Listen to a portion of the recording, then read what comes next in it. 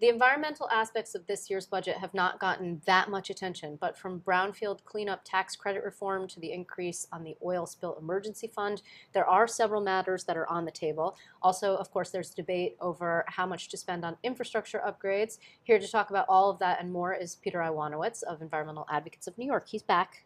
Thanks for being here. Always a pleasure, Liz. Thank you.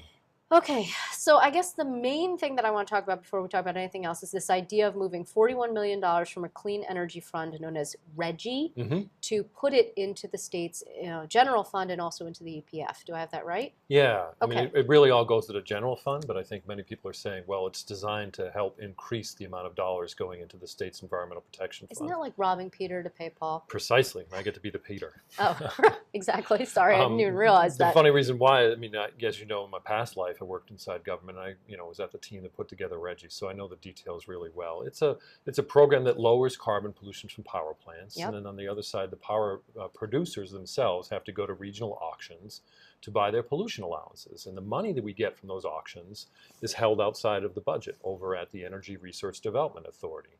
They sort of use that money to further lower carbon pollution by helping people become more energy efficient, to weatherize their homes, put solar, more wind. It's been really a great program because you've lowered the smokestack pollution and you're also lowering energy consumption with things like solar and wind. It's a beautiful program. It's a beautiful Unfortunately, what the governor proposed in his executive budget was taking $36 million from that fund to support general fund programs, a host of energy tax credits that have been on the books for many, many years, but also to help increase the amount of money going into the Environmental Protection Fund.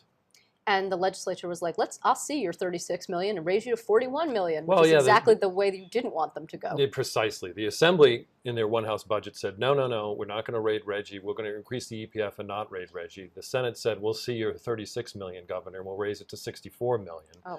And what seems to be on the table due to reports today is they've settled on a number of $41 million RGGI rate, which is kind of weird because it's put environmental groups in lockstep with business groups like the Business Council and the independent power producers of New York. We've all opposed this raid, so we don't really understand why it's come about, but it has.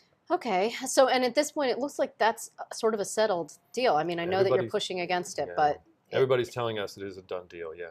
So tough noogies for you. Well, yeah, tough noogies, but, I think what this is going to lead to is people trying to litigate on the issue because you're taking a purposeful fund, carbon pollution reduction, and putting it into the general fund. Yeah, but there's a time-honored tradition of doing that sort of thing, Peter. You know that. I do know that. But this is a little bit different because the legislature hasn't authorized these auctions. Okay. So it's off-budget money that's supposed to be used for a specific purpose. And when you move it onto budget and don't use it for the specific purpose, it could be subject to a legal challenge. So the money actually could be Environmental Advocates of New York, for example?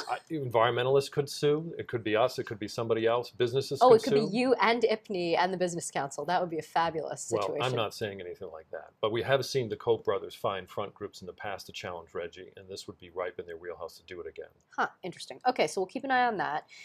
So the EPF we talked about is not being rated, but it's now being, getting money from a dubious source. I like to call it phony money because it's not really real. And if you lose RGGI under litigation, then all the money disappears, not just what they want to raid for RGGI. Okay, so that's not exactly a positive. There is a positive, I think, in a brownfields deal. It looks like the cleanup deal is going to be more longer lived than it was last year. This is a perfect example of when things get off budget, then subsequently die.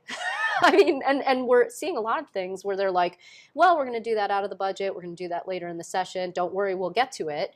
And last year, that's what happens with brownfields, right? Brownfields was, the governor wanted it to be long-term. It was going to be in the budget. Then it wasn't in the budget. Then it wasn't at all. Right. And now here we are. Yeah, you're precisely right. Thanks for reminding me about last year. I'm sorry.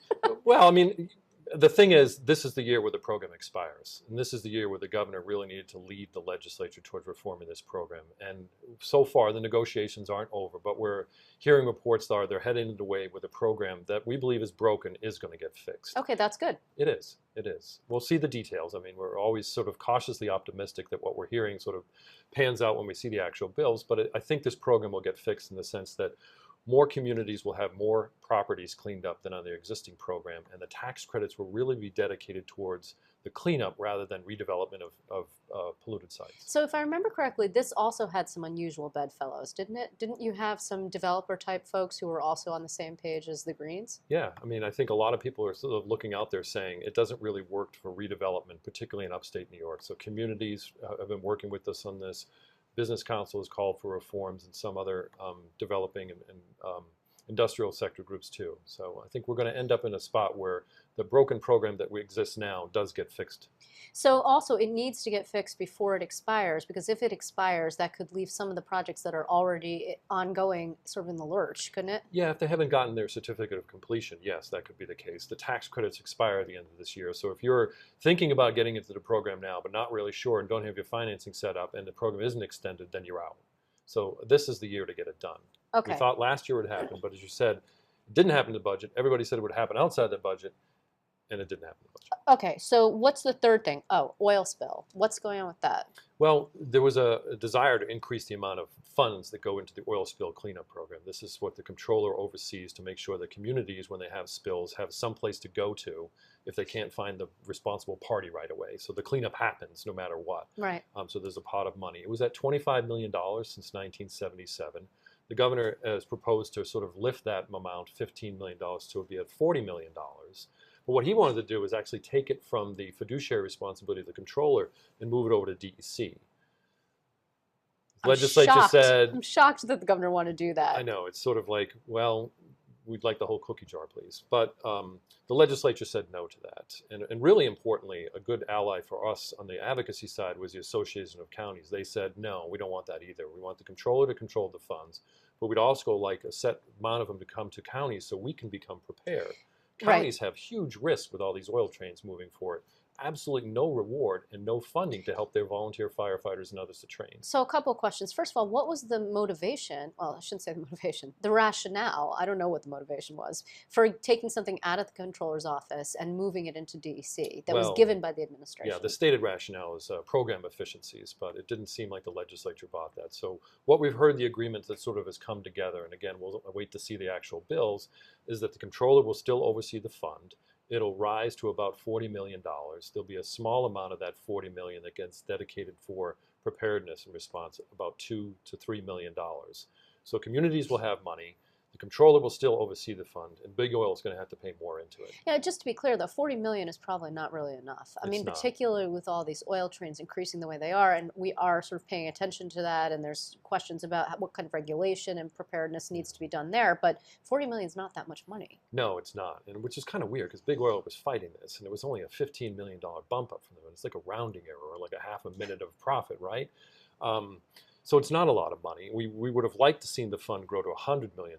That would have kept pace with inflation since 1977 in sort of real dollars. It didn't get to there, but it's moving in the right direction. What we think has to happen before the legislature breaks is a requirement on insurance on those who store this. Right. Assemblywoman Fahey got the Assembly to pass a bill last June to do this, basically hold Big Oil accountable. So they had enough insurance to cover if there was a catastrophic event.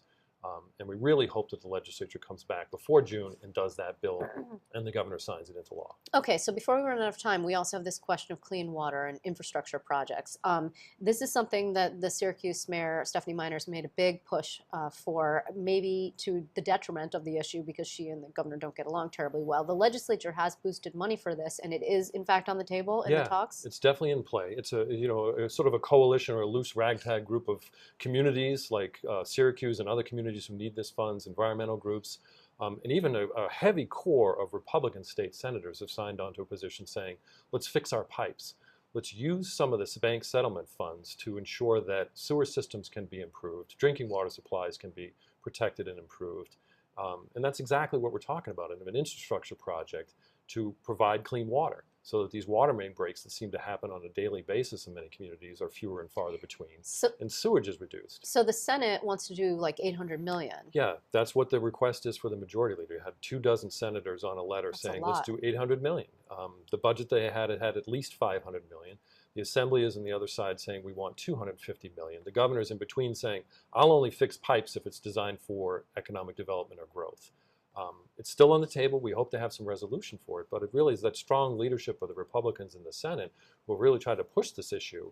The Assembly has definitely put some good money on the table, Just to be and we hope the governor finds some agreement with them to actually right. fix our pipes. Right. So just to be clear, though, and we're almost out of time, but this would come out of the $5.4 billion worth of settlement money. I mean, my understanding was the Senate Republicans wanted to take that out of the budget negotiations altogether.